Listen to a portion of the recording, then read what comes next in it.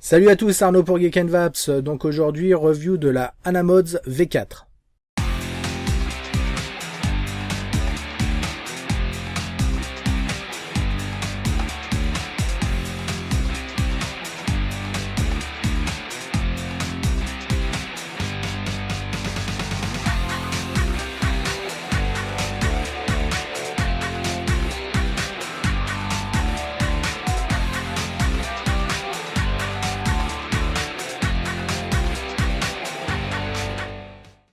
Alors la Anamods V4 est une box fabriquée par Anamods, donc un modeur américain qui embarque un module électronique type DNA 40. Anamods n'en est pas à sa première box, il y a déjà quelques modèles qui sont sortis. Vous avez la S, donc en gros c'est la petite sœur d'ailleurs de la S, la D pour double AQ, donc des box plutôt de haute qualité, fait en aluminium taillé dans la masse. Pour ce modèle-ci, qui va être un modèle qu'on va retrouver moins cher, on parlera du prix un peu plus tard, là on a de l'aluminium anodisé T6, on n'est plus dans de l'aluminium taillé dans la masse. Pour le moment, elle est proposée en noir mat, donc une anodisation qui est vraiment sympa et super qualité. Elle fait 89 mm de haut, 33 de large et 25 mm d'épaisseur pour un poids total de 105 grammes. Donc on est sur une box simple AQ 18650, vraiment compacte, vraiment sympa. Là j'ai une Vapor Shark par exemple qui est beaucoup plus imposante, plus petite d'ailleurs que donc la V4S, avec pas mal de nouveautés par rapport aux anciennes ANA. Vous avez un nouveau bouton switch qui est vraiment sympa, qu'on verra en gros plan, et un système de trappe par le dessous pour venir changer l'AQ de manière plus facile, puisque les anciennes ANA fallait venir dévisser, bon, c'était un petit peu plus galère. Là, on a quelque chose d'ultra pratique et rapide à utiliser. On va bien sûr pouvoir recharger en micro USB, alors pas super rapide, 500 mAh, avec la possibilité de vaper en même temps. Alors, passe-through, pas réellement, parce que je me suis retrouvé dans la situation, en fait, bêtement, j'avais oublié de prendre des accus au boulot. Je me suis retrouvé à court de batterie, donc j'avais mon chargeur micro USB, ça va, je me suis branché. Par contre, alors j'étais à 25 watts, pas au max, il fallait vraiment que j'attende que l'AQ commence à charger pour pouvoir vaper. Je pouvais pas vaper directement via l'alimentation du micro USB comme un système réel pass-through est censé le faire. Là, en l'occurrence, ça va venir recharger votre AQ et vous allez pomper directement sur l'AQ. Celle-ci me vient directement d'Anamods Europe, donc un gros merci à Diego. Alors ça tombe bien, j'avais pas encore fait de review sur le DNA 40, même si j'ai une Vapor Shark depuis quelques temps, mais la première que j'ai eue avait des bugs, elle a été échangée depuis. Là on va pouvoir voir du coup le DNA 40 avec vraiment une des toutes dernières versions du chipset. Bon, donc ce qui fait qu'on a quand même pas mal de choses à voir, donc tout de suite on regarde ça en détail. Alors tout d'abord, notre Anamods arrive dans une housse de transport, donc ce qui est sympa, là on n'a pas de carton ou de boîte d'emballage, mais directement une housse de transport que vous allez pouvoir réutiliser. À l'intérieur, on va y découvrir un câble micro USB rétractable, toujours pratique à trimballer à droite à gauche, avec estampillé Anamods, et bien sûr notre box. Donc voici le bestiau, un look relativement sobre, avec en gros marqué Anamods DNA 40. Ce noir mat est vraiment sympa. Le look, franchement, ça le fait vraiment très bien. De l'autre côté, Anamods V4.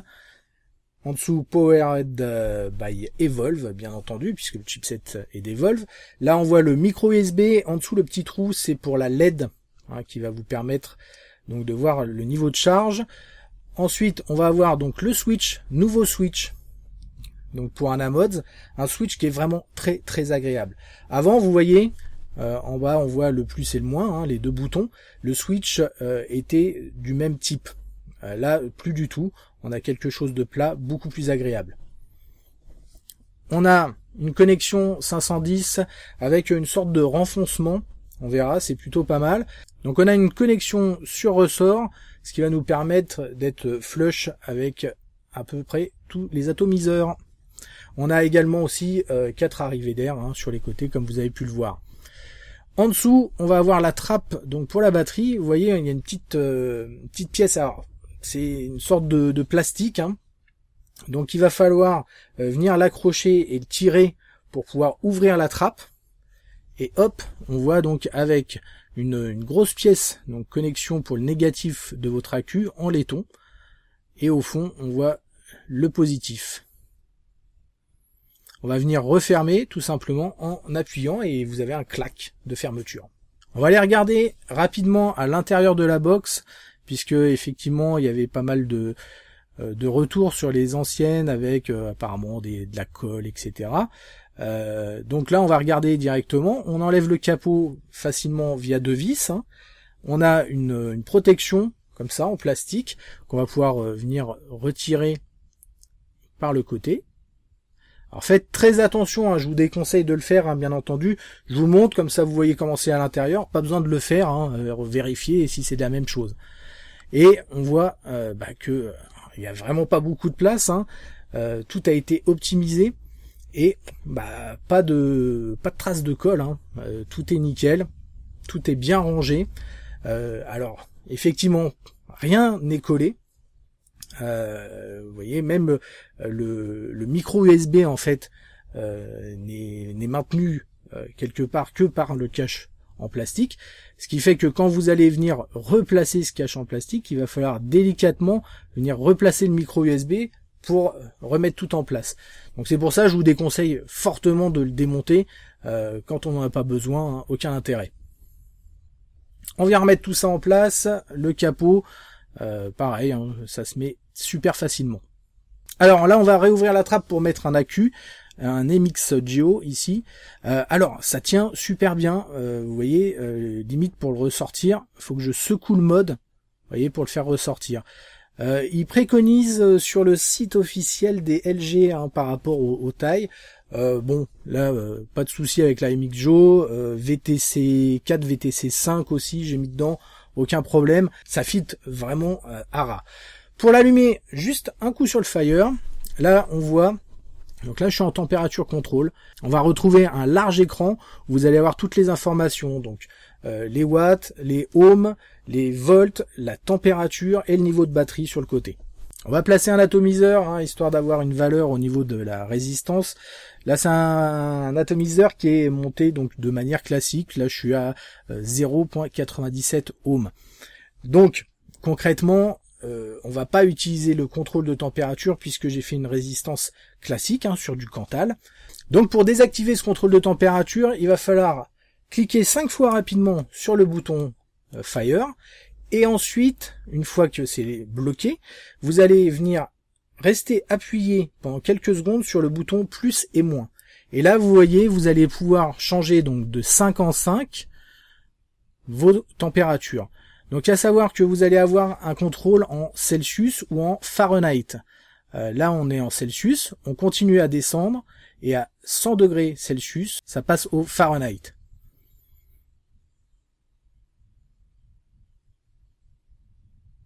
Là on commence à 450 Fahrenheit, mais on peut monter au-dessus, hein, en réalité.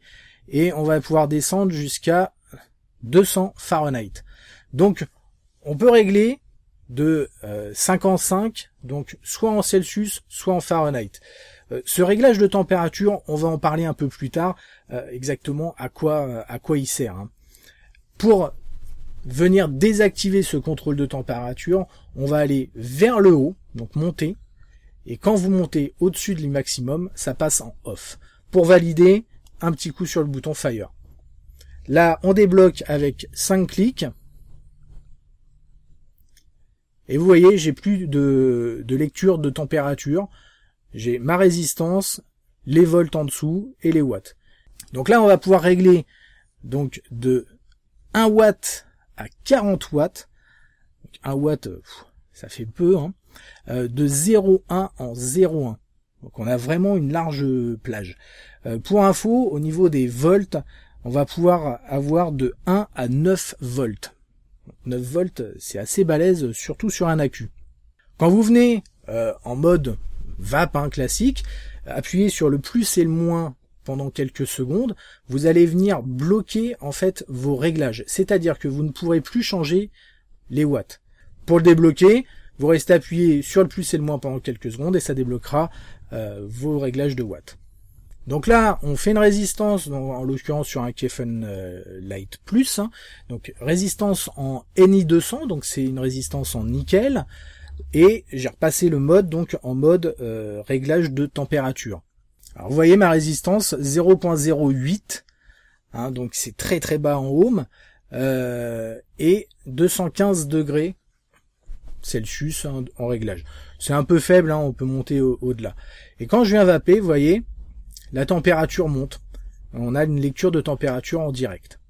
Alors les résistances en Ni200, donc en nickel, sont assez variantes. Elles vont avoir tendance à changer assez souvent de valeur. Donc vous avez la possibilité de venir bloquer cette résistance. Donc ça c'est une des nouvelles fonctionnalités du DNA 40. Pour ce faire, vous allez faire comme si vous veniez loquer votre wattage. C'est-à-dire que quand vous êtes en réglage de température, vous n'allez pas pouvoir bloquer vos watts. Tout simplement en appuyant sur le plus et le moins, donc en mode VAP avec le réglage de température, vous allez voir apparaître un petit cadenas à côté de votre résistance.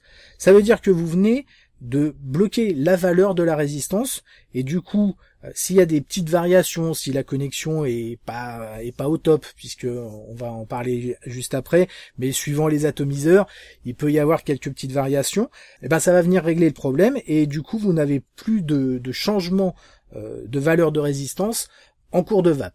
Ça peut être assez important, surtout pour avoir une bonne lecture aussi de la température, parce qu'admettons vous avez une connexion pas au top, avec des variations plus ou moins importantes, vous réglez à une certaine température, mais du coup cette lecture se fait mal, et vous n'allez pas avoir les conditions optimum pour une utilisation en réglage de température. Alors on va avoir quelques autres options. Quand vous allez être en mode lock, hein, c'est-à-dire vous appuyez 5 fois pour bloquer votre mode, hein, vous allez appuyer sur le bouton Fire et le bouton bas, donc le bouton moins, pendant 5 secondes. Vous allez voir un message, donc là vous avez Normal Mode, et au bout des 5 secondes ça passe en Stealth Mode. C'est-à-dire, concrètement, ça éteint l'écran pendant que vous vapez. Pour remettre en mode normal, pareil, en mode bloqué, vous restez appuyé vers le bas et ça va passer donc de Stealth à Normal Mode. Autre petite possibilité quand vous êtes encore une fois en mode bloqué, vous appuyez sur le bouton Fire et O et vous allez pouvoir changer le sens de l'écran. Donc ça c'est pas mal parce que encore une fois, hein, suivant si vous êtes droitier, gaucher, ou vous préférez tout simplement avoir l'écran dans l'autre sens, vous avez ce choix et c'est toujours pas mal. Alors comme on a vu un peu plus tôt, on a une sorte donc au niveau de la connexion de l'atto, une sorte de renfoncement. Celui-ci fait 23 mm. Vous voyez par exemple, je vais mettre un Vapor Giant qui fait 23 mm de diamètre, hein, et ça va venir nickel dedans. Donc ça vient parfaitement s'adapter et du coup on a un résultat nickel. Là je mets le Kefen Light Plus et vous voyez, alors du dessus on voit effectivement un petit écart d'1 millimètre, mais du coup on a vraiment une finition bien flush. Là je l'ai pas tourné, mais je l'ai fait aussi avec le Subtank en 25 mm, ça va venir nickel aussi. Alors heureusement il y a une connexion super longue sur le Subtank, ce qui fait que ça vient faire connexion sans aucun souci avec la box. Alors il est conseillé de mettre des bons accus là-dessus, hein. Il va pas falloir mettre n'importe quel type d'accu, puisque on a une décharge continue à 16 ampères et max à 23 ampères. Donc il est préférable d'utiliser des accus qui tiennent la route clairement. Donc les MXJO, les VTC, les Samsung 25R, tout ça sont des accus qui vont pouvoir encaisser sans aucun problème.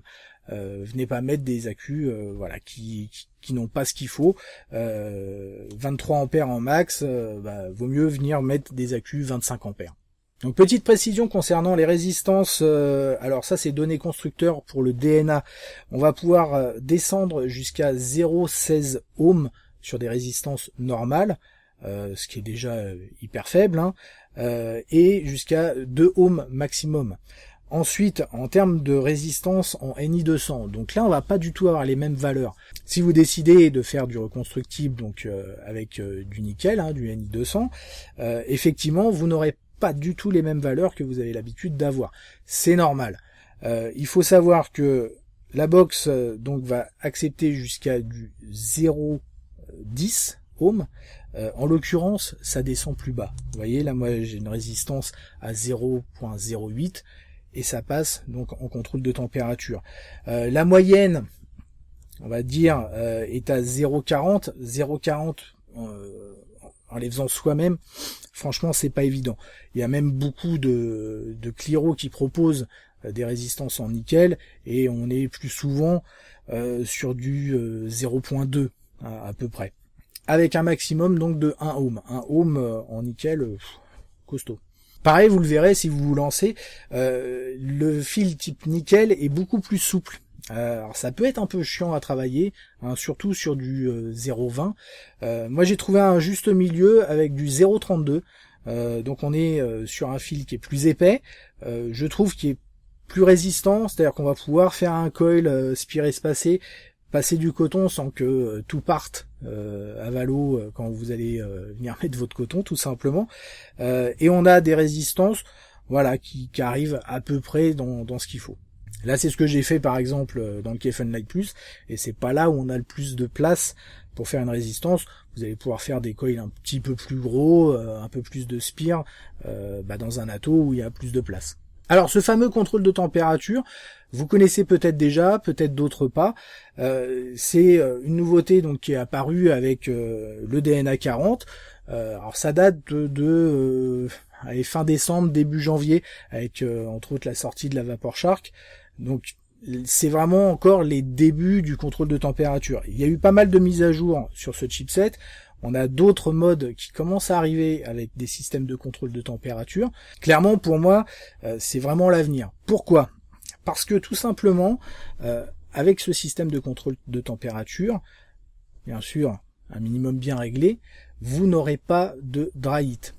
Impossible. C'est-à-dire que vous allez régler donc votre température. En moyenne, en Fahrenheit, on est à 450 Fahrenheit. En degrés, ça nous fait du 235. La valeur exacte, c'est 232 et quelques. Donc, à peu près ça. Si vous avez bien fait votre coil, etc., enfin, même si vous avez mal fait votre coil dans l'absolu, mais si vous avez bien réglé comme ça, là, par exemple, donc je suis sur un KFN Light Plus. Là, je suis à 15 watts. Bon. C'est déjà pas mal pour un KFN Light Plus. Maintenant, donc à 450 Fahrenheit. Je vais le monter à 40 watts. Tout simplement. Voilà. Donc là, je sais pas si vous allez voir, si je suis à 40 watts sur un KFN Light Plus. Donc le truc, concrètement, on peut pas vaper à 40 watts sur un KFN Light Plus de manière normale. Là, donc pareil, je suis à, alors là j'ai un peu bougé, je suis à 0,11 ohms, et j'y vais, je vape.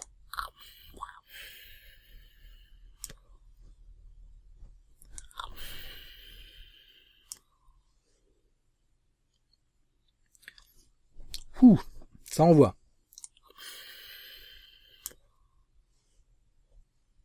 Ça envoie. On peut vaper, on n'aura pas de dry heat. C'est la révolution en fait de ce système-là. C'est-à-dire que vous ne pouvez pas avoir de dry heat. Vous allez avoir, quand vous arrivez à la température maximum que vous avez réglée, en fait, alors ça ne va pas s'arrêter. Vous allez pouvoir continuer à vaper. C'est juste que les watts demandés vont baisser, tout simplement, pour baisser la température de la résistance. Donc en gros, ce contrôle de température va vous permettre de tirer le maximum de ce que vous pouvez avoir avec votre atomiseur. Le KFN Light Plus, le tirage pour moi il est un peu serré maintenant, mais j'ai jamais eu une vape comme ça sur un KFN Light Plus. C'est clair. Là, je suis arrivé à des performances bien au-dessus qu'à l'époque.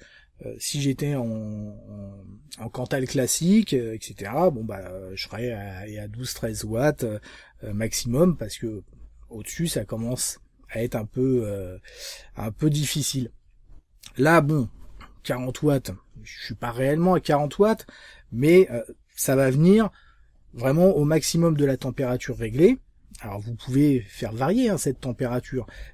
Si vous voyez par exemple que par rapport à la température que vous avez réglée, vous avez un goût limite quand même un peu cramé, parce que n'oubliez pas que le système ne va pas détecter si vous avez un goût de cramé, tout simplement, il va juste se caler sur ce que vous avez réglé.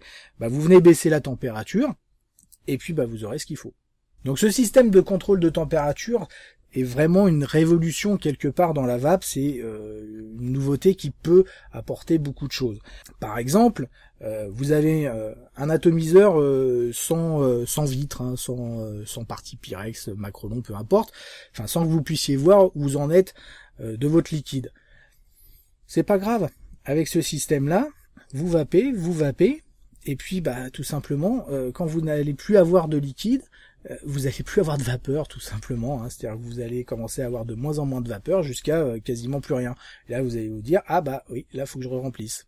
C'est un système donc qui est très pratique pour ça, ou qui est très pratique aussi pour les drippers. Vous pouvez tout à fait monter votre dripper en NI200 et du coup, comme on met quelques gouttes et ça peut durer plus ou moins longtemps, et tout simplement vous allez voir que quand vous arrivez au bout, au lieu d'avoir limite un dry heat, parce que combien de fois sur dripper, si c'est un peu costaud, on fait pas attention, et puis la dernière puff, on se prend un dry heat. Là, du coup, pas de dry heat, c'est juste qu'on va avoir une petite vapeur, et puis c'est tout. Alors par contre, ça soulève une autre question, puisque les coils en NI200, c'est du nickel. On ne sait pas, comme on en a parlé encore une fois sur les 2 dernières vidéos, on a parlé donc de faire rougir les résistances. Le docteur Farsalinos nous a dit c'était pas top. Pareil, il dit que le nickel c'est pas forcément top. Maintenant je sais que je suis relativement allergique au nickel, c'est-à-dire que si j'ai un fermoir de montre avec du nickel ou quoi aux caisses, direct j'ai des boutons. Je vape pas mal là du coup sur du NI200. J'ai pas eu de problème, même dans la bouche ou respiratoire. Donc est-ce que c'est vraiment en infime partie? Il faudra attendre les études du docteur Farsalinos, que j'espère qu'ils arriveront rapidement, pour en savoir plus, parce que il serait bien de savoir si c'est pas plus mauvais au final, même avec le contrôle de température, de vaper sur du NI200. Pareil, il y a des résistances qui commencent à arriver au titane. Est-ce que c'est mieux? Est-ce que c'est moins bien? On sait pas trop. En tout cas, cette dernière version de DNA 40 marche super bien. Elle est intégrée donc dans notre Anamods V4. Un petit mot concernant le prix, on est à 169 €. Pour ceux qui connaissent les Anamods, c'est beaucoup moins cher. Les anciens modèles tournaient aux alentours de 249 €. Donc là, il y a un réel effort concernant le tarif. On a une possibilité aussi de faire des gravures personnalisées côté et tranche. Je me souviens plus trop des prix. Je sais plus, dans les 20 €, 30 €, je sais plus exactement. En tout cas, il y a cette possibilité de la faire personnaliser. C'est plutôt sympa. Une autre fonctionnalité que j'ai oublié de dire, en mode contrôle de température, vous avez un système qui se met automatiquement en place, vous le réglez pas vous-même, qui s'appelle le preheat. Le preheat, en gros, va monter en puissance votre coil pour être au plus proche, s'approcher de la température. Alors, pas la température que vous avez réglée, mais la température d'évaporation du liquide. C'est pour pouvoir en fait envoyer plus rapidement, réduire en fait le temps entre le moment où vous appuyez sur le bouton et le moment où vous commencez à vaper. Le résultat en est qu'on a quelque chose de très réactif. Quand vous êtes en NI200, on appuie, on vape direct.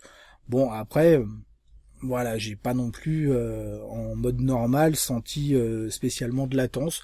Ça doit se jouer à pas grand chose. Bon, après, c'est concernant l'électronique, là. Allez, on va tout de suite passer au plus et au moins. Les plus pour commencer. Donc là, je vais me concentrer vraiment sur la box pour ces plus et ces moins. Donc on a une qualité de finition qui est absolument nickel. rien à dire, l'anodisation est très très bonne, c'est solide. Concrètement, alors j'ai pas l'habitude, mais pour le coup je l'ai fait tomber de la hauteur d'une table sur du carrelage.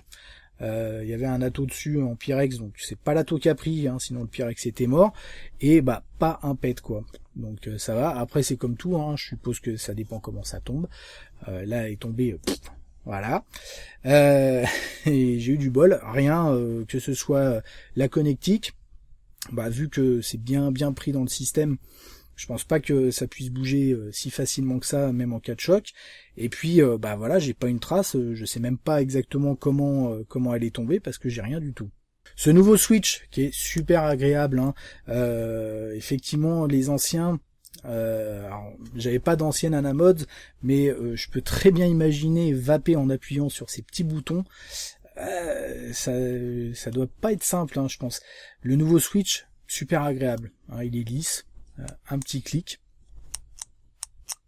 voilà, très très agréable, rien à dire. Le petit système de trappe, alors au début j'étais un peu sceptique quand je l'ai vu, et il s'avère super pratique. Je recharge rarement les box via USB, sauf si j'y suis obligé, des accus intégrés, etc. Mais sinon j'ai plus tendance à venir charger mes accus dans mon D4 et puis directement mettre un autre accu. Du coup, c'est super rapide. On vient tirer, clac, on vient faire tomber faire sortir l'accu, et hop, on en remet un. C'est fait en 2-2. Le format que je trouve vraiment sympa, on est limite entre la box et le tube, c'est-à-dire qu'on a quelque chose vraiment de compact qui tient super bien dans la main. Moi, j'ai pas forcément une main ronde, vous voyez. Les phalanges sont plutôt plates, donc quand on vient tenir la box, ça vient se coller sur la phalange et sur pas la phalange, si c'est les phalanges, les os là. Je suis pas docteur. Et puis et du coup ça tient super bien dans la main. Les moins maintenant, je suis un peu emmerdé pour les moins. Qu'est-ce qu'on va dire, histoire de dire un truc, allez. Le système de trappe qui est en plastique, est-ce que au niveau de durée de vie, est-ce que ça va bien tenir? C'est juste la partie vraiment qu'on vient tirer en fait, qui est en plastique. Est-ce que ça va bien tenir? On sait pas trop. J'ai envie de dire que ça a l'air d'aller. La trappe en elle-même, par contre, c'est pareil, c'est de l'alu. Voilà, mais sinon j'ai eu aucun problème.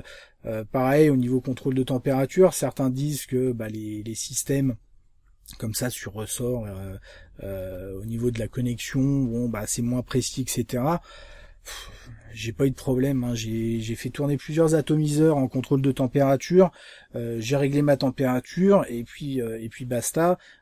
J'ai pas eu de résistance farfelue qui bougeait dans tous les sens. Un petit peu, mais ça, le NI200 est pas hyper stable, mais c'est des variations de l'ordre de 0.02. C'est-à-dire que je vais passer de 0.08 à 10, et puis voilà. C'est pas non plus énorme, et je sais même pas si c'est dû à la connexion ou si c'est dû au fait qu'on est en NI200. Donc voilà, j'ai pas eu de soucis à ce niveau-là. Donc j'ai eu aucun problème. Autre petite précision d'ailleurs, j'ai été surpris parce que au début avec la Vapor Shark, donc alors c'était pas le même modèle de DNA, en mode contrôle de température, j'étais étonné de voir l'accu partir mais à une vitesse folle. Là, je tourne en contrôle de température et ça tient vachement mieux. Alors je sais pas si vous avez plusieurs modèles aussi de DNA, est-ce que vous avez vu la différence? Mais moi j'ai réussi sur une journée complète de boulot à tenir avec un accu. Alors oui, je suis au boulot, mais je vape au boulot. Alors je suis pas non plus en mode vape quand je suis devant le PC où j'enchaîne, mais je vape beaucoup. Et j'ai tenu la journée complète avec une 18650 en contrôle de température. Et là, franchement, j'étais vraiment étonné. Alors, j'étais pas non plus, j'étais avec le KFN Lite Plus, hein, donc j'étais pas non plus à fort wattage, hein, c'est-à-dire que j'étais à 15 watts. Concrètement, hein, c'est à peu près là où je me règle. 15 watts, contrôle de température, ça me donne quelque chose de suffisamment puissant, plus puissant que d'habitude, avec cette protection. Pour finir, j'ai pas fait de test, j'ai pas d'oscillo, etc. Par contre, c'est sorti sur le net. Alors j'essaierai de mettre un lien dans la description. Mais vous avez les courbes concernant le contrôle de température, où on voit qu'on n'a pas un signal complètement assuré, hein, comme on voit sur d'autres contrôles de température tels que l'IPv4. Là on a quelque chose qui reste lisse et avec des valeurs en mode normal où vous allez régler donc votre wattage par rapport à votre atomiseur avec quelque chose qui est très bon aussi. Donc on a du coup une électro avec cette box qui fonctionne très bien. Alors pareil, il y a eu des retours concernant des bugs d'affichage. Alors je sais pas si c'est avec cette dernière version de DNA 40. Concrètement, apparemment ça viendrait aussi des accus. Alors ça c'est un peu le problème, on verra l'évolution, mais le fait qu'on puisse mettre un peu n'importe quel accu viendrait brouiller un peu tout ça. Moi j'ai mis donc VTC 4, VTC 5, Samsung 25R et MXJO, aucun souci sur ces batteries là. Voilà, donc j'espère qu'on a fait le tour. DNA 40, pas mal de choses à voir quand même. En tout cas, une très très bonne box. Franchement, j'adore, hein, ça marche super bien. En main, c'est très agréable. Ça tient aussi dans la poche, ça c'est agréable parce que le problème des box, hein, les box un peu trop grosses, moi j'ai tendance à mettre mon mode dans la poche arrière. Et là, en l'occurrence, aucun souci. Et puis en plus, je viens de mettre sur le côté, donc ça vient pas faire fire tout seul. Donc c'est nickel. Allez, on se retrouve très rapidement pour de nouvelles aventures. Merci d'avoir regardé cette vidéo. N'oubliez pas de signer la pétition de l'EDUS ou de participer à l'EDUS. Et une très bonne vape à tous.